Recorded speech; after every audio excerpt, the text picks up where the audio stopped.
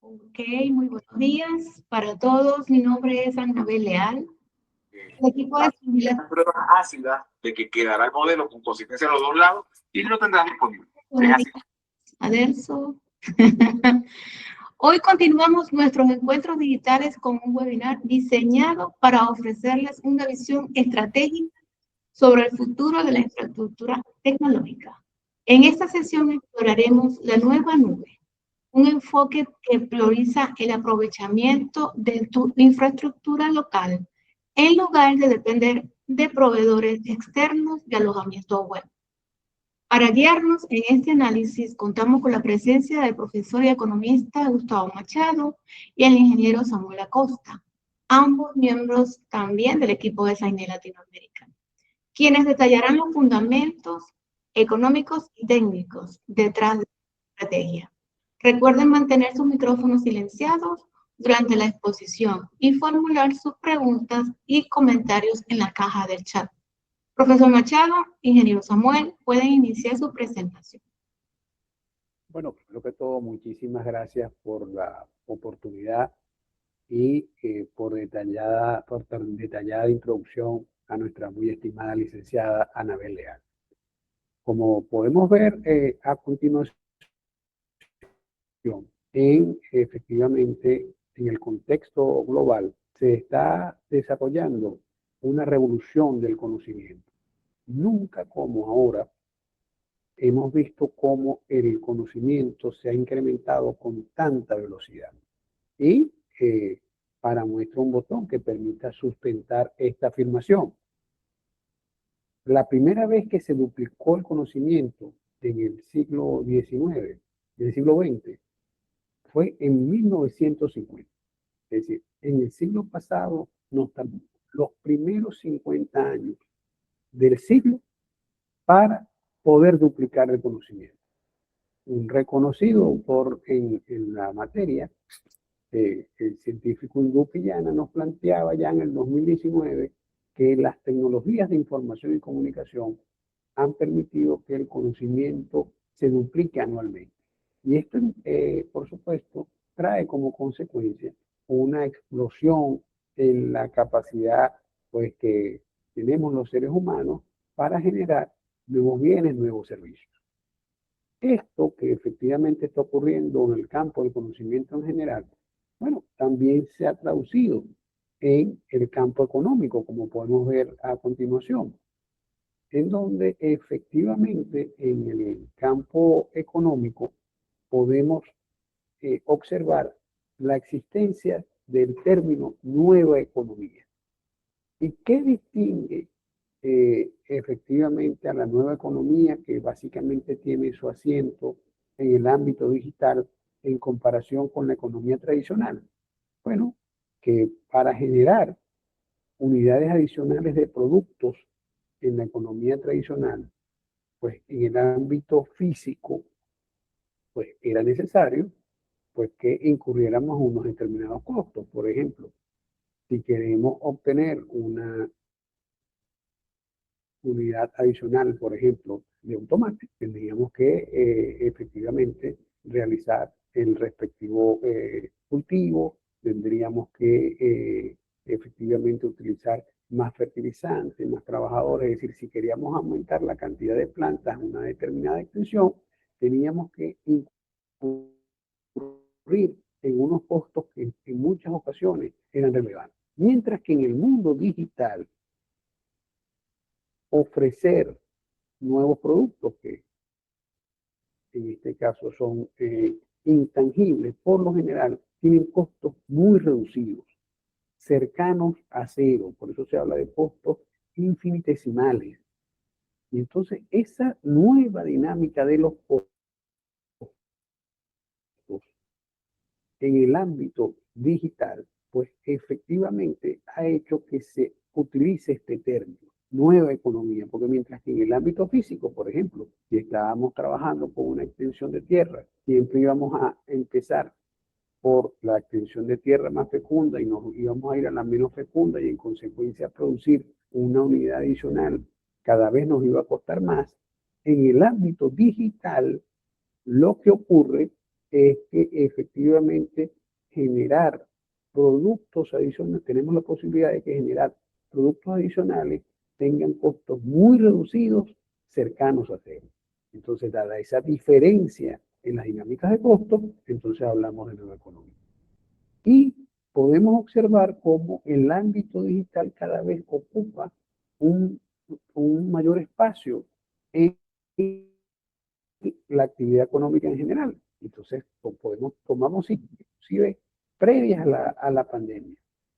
Y nos damos cuenta que en el año 2017, según el Fondo Monetario Internacional, la economía global creció 3,8%. Mientras que, según efectivamente la conferencia de las Naciones Unidas para el Comercio y el Desarrollo, el comercio electrónico creció 13%. ¿Qué significa eso? Bueno, fíjense, una expansión en un ámbito digital que efectivamente era 3 veces superior a la del ámbito efectivamente global, que por supuesto incluye ámbito físico y ámbito digital. Entonces, como podemos ver a continuación, ¿qué implicaciones tiene esto en términos de las actividades que se van a cometer en el ámbito digital y particularmente en el rubro que en la actualidad está generando pues mayores niveles de riqueza y mayores niveles de información, como es la inteligencia artificial? Bueno, en el año 2017,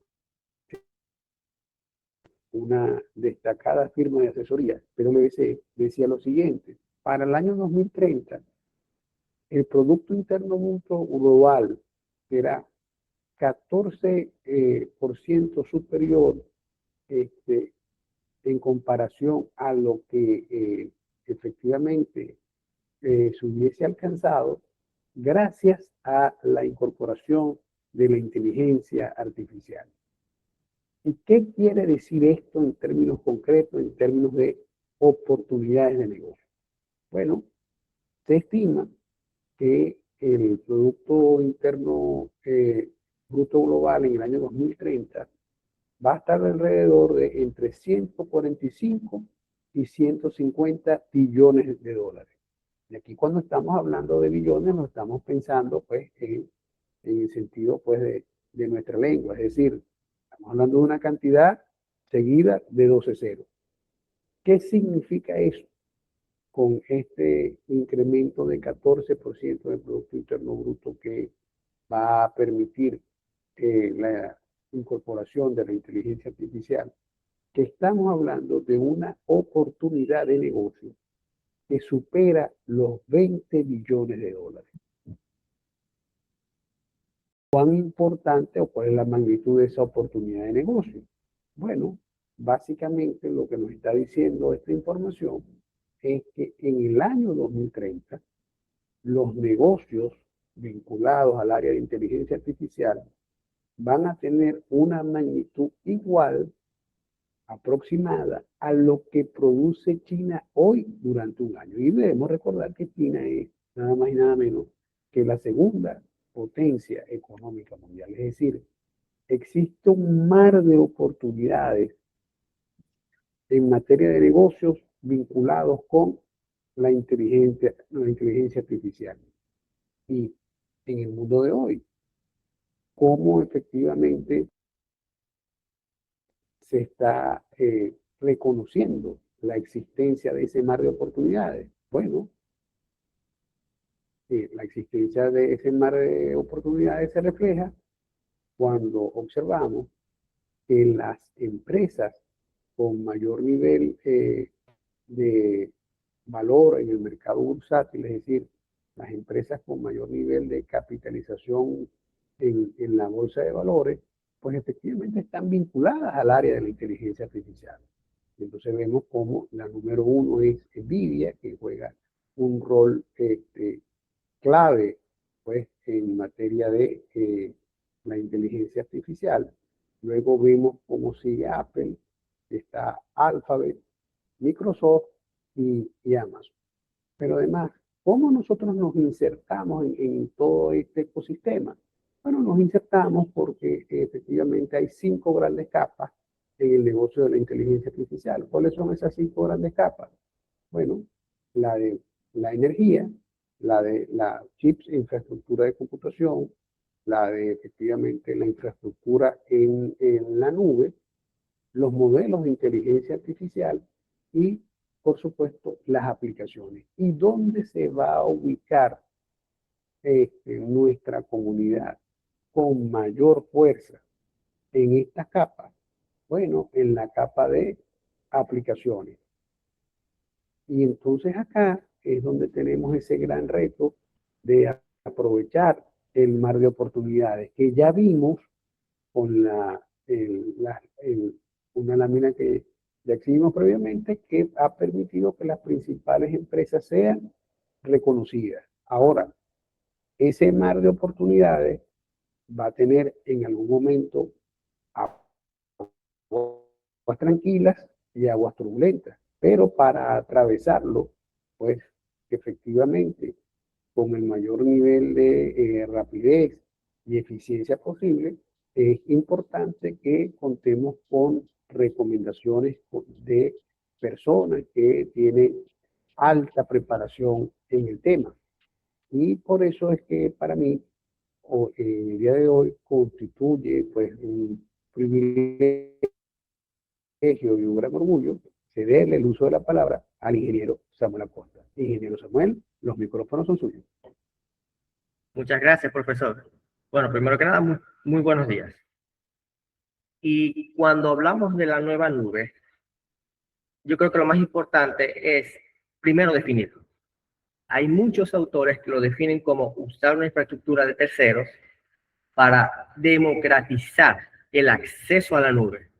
Sin embargo, en el transcurso del tiempo, el mercado se ha dado cuenta que a medida que la empresa crece, sus costos, por supuesto, van a incrementar y puede que incrementen a un punto en que este deje de ser rentable o atractivo tener todas mis operaciones en esa infraestructura de terceros.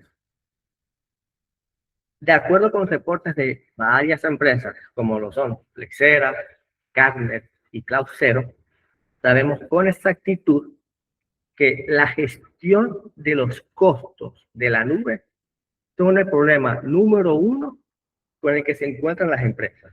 Para ser más exactos, el 84% para el 2025. Ese mismo reporte indica también que el 27% del gasto del cloud, y con esto me refiero a la nube tradicional, es decir, utilizar servicios de terceros, se desperdicia en recursos no optimizados. Y quiero que guardemos ese porcentaje, ese 27%, ya que lo voy a mencionar más adelante. Finalmente, el 58% de las empresas presentaron costos más altos de lo esperado al utilizar sus servicios de terceros. Al hablar de este tema, de la nueva nube, es inevitable hablar también del modelo de software como servicio. ¿Qué es este? Este es un modelo donde se desarrolla una solución y yo, como desarrollador, soy responsable de hostearla y de permitirle acceso a mis usuarios. El problema de este modelo es esencialmente igual al que mencioné previamente. A medida que crece la aplicación, van a ser mayores los costos de mantenimiento y no siempre los ingresos crecen al mismo nivel.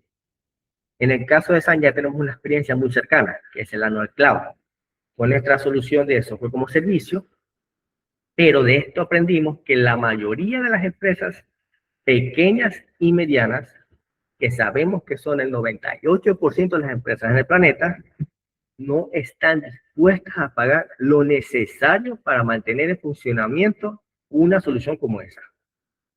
Esta se vuelve muy caro, muy rápido. Existe otro modelo llamado on-premise, que es el que nosotros en Site venimos utilizando desde hace ya 40 años. Yo, desarrollador, creo un ejecutable. Este ejecutable es distribuido e instalado en los equipos de cada uno de los usuarios. Y es este quien decide cada una de las conexiones, configuraciones, usuarios y más. Este modelo permite que se tengan unos costos de distribución casi nulos, como mencionó previamente el profesor, ya que no importa cuántas personas descarguen mi instalador o ejecutable, mis costos de mantenimiento de por ejemplo, mi página web van a ser siempre exactamente los mismos. Entonces, vamos a ver un caso real donde se evidencia ya esto que venimos hablando. Este es el caso de la empresa 37 Signals, quienes son los desarrolladores de Basecamp. Ellos en el 2022 tuvieron una factura de AWS, Amazon Web Service, por unos 3.2 millones de dólares, casi unos $300,000 al mes. En el 2023 tomaron la decisión de invertir en infraestructura local, gastando alrededor de unos $700,000 en hardware. Esta inversión ellos reportaron que fue recuperada en menos de un año. Y en el 2024 tuvieron un ahorro confirmado de $2 millones. Y en el 2025 proyectaron un ahorro de $10 millones en 5 años. Por supuesto, aquí estamos hablando de una empresa inmensa, muy grande. Pero esta teoría se puede implementar también a la pequeña y mediana empresa. Ahora, es muy importante. Con esto queremos decir que usar la infraestructura de terceros conlleva siempre a costos elevados sin un retorno en inversión. No. No existe una solución que funcione en todos los escenarios. Por ejemplo, si yo como empresa decido que utilizar inteligencia artificial es lo que nos llevará al siguiente nivel y quiero utilizar el modelo más poderoso posible, entonces usar esta infraestructura de terceros puede que se vuelva un poco más tentador. Pero siempre hay que ser consciente que debo usar esos servicios para aquello que sea muy difícil, muy costoso hacerlo local. Esto va, por supuesto, a cambiar de acuerdo a la realidad y metas de cada empresa. Previamente mencioné un 27%. Un 27% en el gasto del cloud que se desperdicia en recursos no optimizados. Y consideramos que uno de los factores de esta realidad es el lenguaje de programación utilizado para la solución que se haya desarrollado.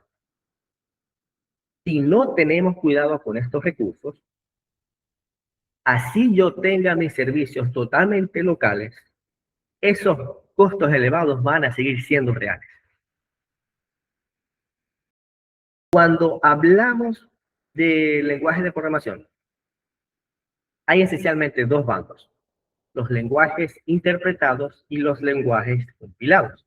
No voy a entrar en detalles técnicos de qué diferencia uno del otro, pero de forma muy general, el lenguaje compilado usualmente permite un desarrollo más rápido de la solución, pero sacrificando control en los recursos de la computadora. Caso opuesto es con los lenguajes compilados. Es un tiempo de desarrollo más largo, pero me permite hacer una solución, un desarrollo mucho más optimizado. Y hay que tener en cuenta que los recursos de un servidor es dinero invertido en la empresa.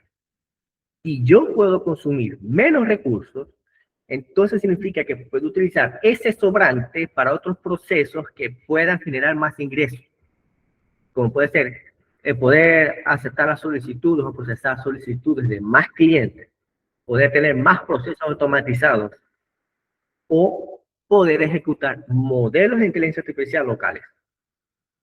De manera que instamos a todos los canales integradores, sobre todo a los desarrolladores, a reconsiderar las herramientas que usan en el desarrollo de sus soluciones. Pero principalmente es ser consciente del consumo de cada una de esas aplicaciones. Para mostrar de una manera un poco más clara esta comparativa entre los dos tipos de lenguaje de programación que mencioné anteriormente, existe un grupo que se llama Green Software Lab. Ellos son un grupo de investigadores que buscan técnicas y lenguajes de programación que consuman la menor cantidad de energía posible. Esto para disminuir la huella de carbono en el software. Bueno, ellos cuentan con un repositorio donde tienen diferentes soluciones a problemas matemáticos, y esto es muy importante, problemas matemáticos complejos, que por sí solos requieren muchos recursos y energía para ser ejecutados, para ser solucionados. Entonces, ¿qué es lo que hice yo? Descargué el código que ellos ofrecen, los ejecuté utilizando ejemplos como, por ejemplo, C, Go, Pascal, JavaScript, Python y PHP. Y se puede apreciar muy rápidamente que los lenguajes de programación compilados, en este caso los tres primeros, C, Go y Pascal, son decenas de veces más eficientes que los interpretados, que son JavaScript, Python y PHP.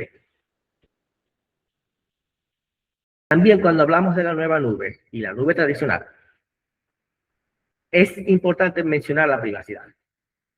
Si utilizamos un proveedor de tercero, tenemos que tener muy claro que nuestros datos contables de ventas, compras, recursos humanos van a estar a disposición de ellos.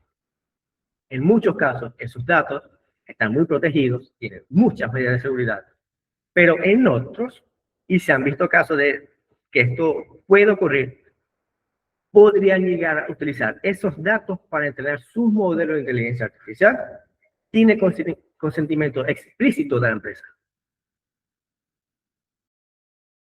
Resumiendo entonces, tener todas las operaciones de una empresa en la nube tradicional, de acuerdo a todos estos reportes que hemos visto, genera aproximadamente un 40% más de costos en comparación con la nueva nube. Y recordemos, la nueva nube es utilizar infraestructura local. Si yo utilizo la infraestructura local para esas operaciones apropiadas, puede significar en un 50% la reducción del costo de la empresa. Esto, y lo repito nuevamente, esto no significa que tener el 100% de las operaciones locales es la decisión correcta en todos los casos.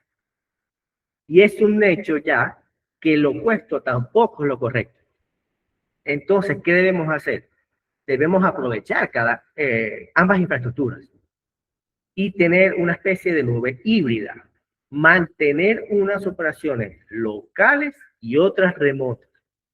¿Cuáles van a ser estas operaciones que yo voy a tener locales y cuáles van a ser las que yo voy a enviar remotamente?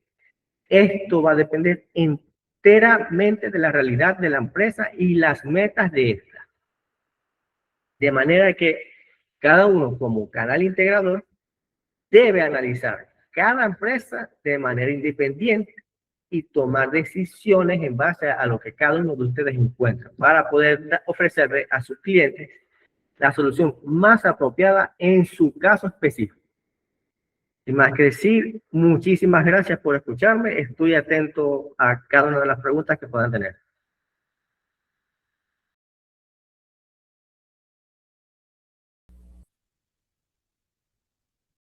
Ok, veo que hubo unos comentarios tempranos que mencionaban que el audio se escuchaba un poco bajo. Siempre recomendamos utilizar audífonos para este tipo de actividades, ya que es cuando vamos a tener la mejor calidad de audio. Entonces, ¿hay alguna pregunta o comentario sobre la presentación, sobre el tema dado?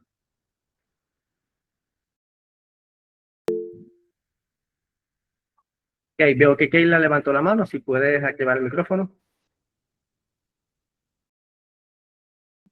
Hola, buenos días. Mira, lo que están hablando del tema de la nueva nube, ya va, que estoy haciendo retorno con alguien allí. He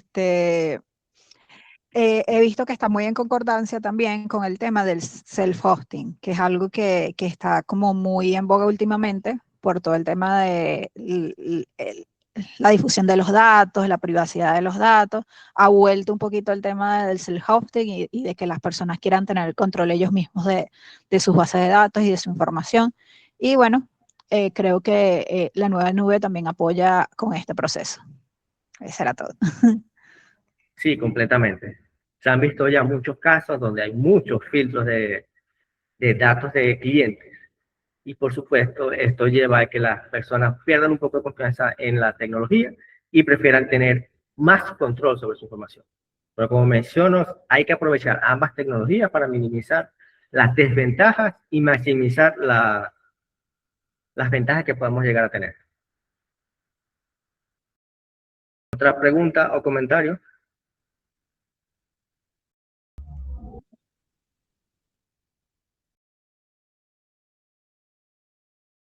Ok, mientras hacen las preguntas, quiero también recalcar algo en relación con los lenguajes de programación. Sí instamos a cada uno a reconsiderar las tecnologías, sin embargo, no significa que los lenguajes interpretados no sean la herramienta correcta para ese tipo de aplicaciones. Se puede optimizar un lenguaje, una aplicación, hecha por ejemplo Python. Sí se puede hacer, pero hay que tener conocimientos mucho más avanzados del lenguaje y ser mucho más conscientes del tema. Pero esto es mucho más fácil si utilizamos algún lenguaje compilado. Pero como siempre hemos dicho, el lenguaje de programación que se utiliza para una solución va a depender enteramente de esa solución. Porque al final del día eso es no más que una herramienta.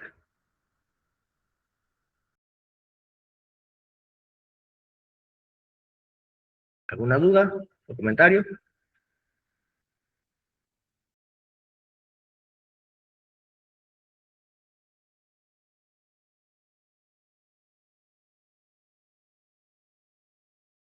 Veo que no hay ninguna pregunta.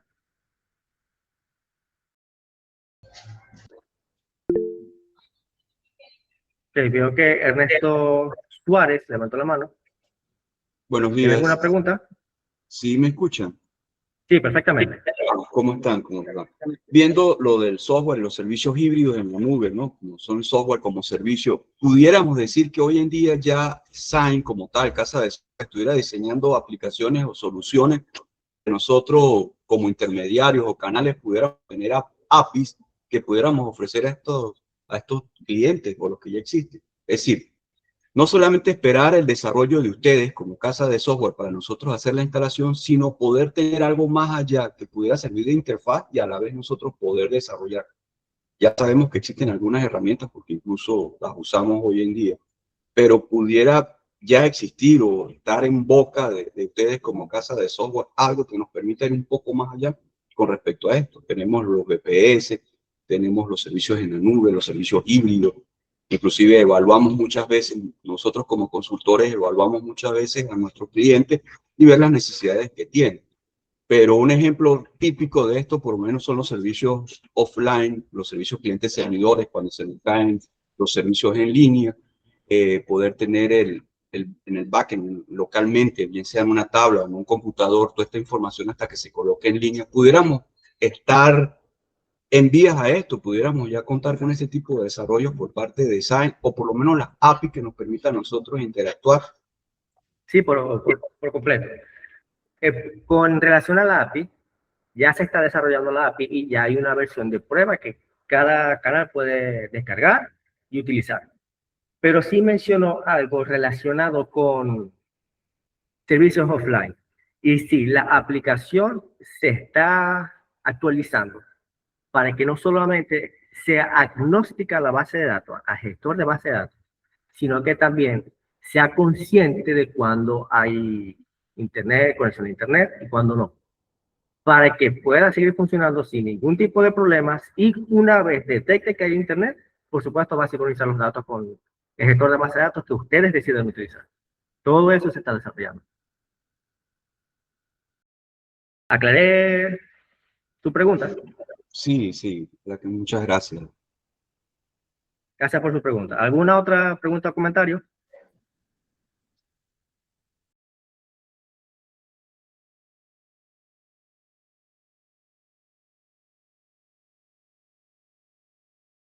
Sí, Samuel, por acá te quiero hacer una pregunta. ¿Qué primer paso recomiendas a una pyme que hoy usa SaaS y quiere empezar a migrar hacia este modelo de infraestructura local?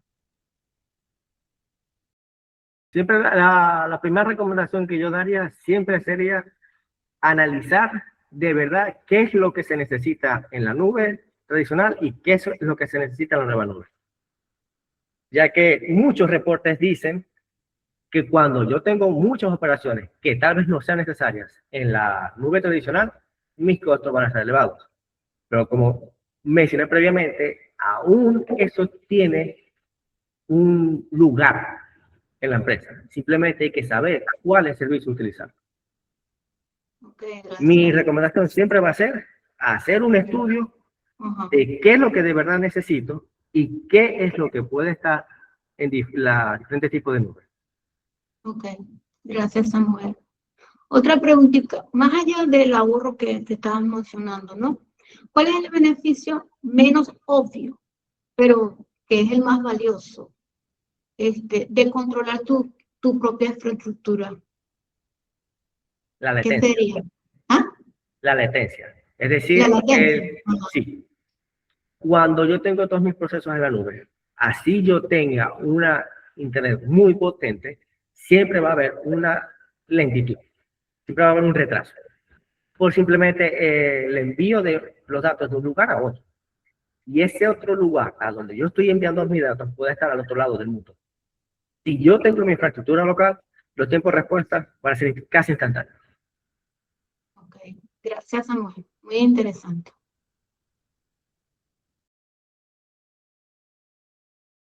Veo que no hay otra pregunta.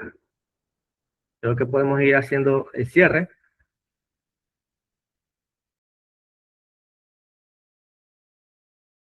No hay más preguntas. Vamos a aprovechar que tenemos a estas personas súper capacitadas para preguntar estas dudas. Si vamos a tratar de implementar este tipo de conocimiento, pues, de tecnología en nuestras pymes, o en las que no son pymes también. Bueno, entonces agradecemos a todos por su participación en este encuentro y a los facilitadores de nuestro encuentro de hoy. Felicitaciones por esta excelente presentación, muy precisa y muy directa.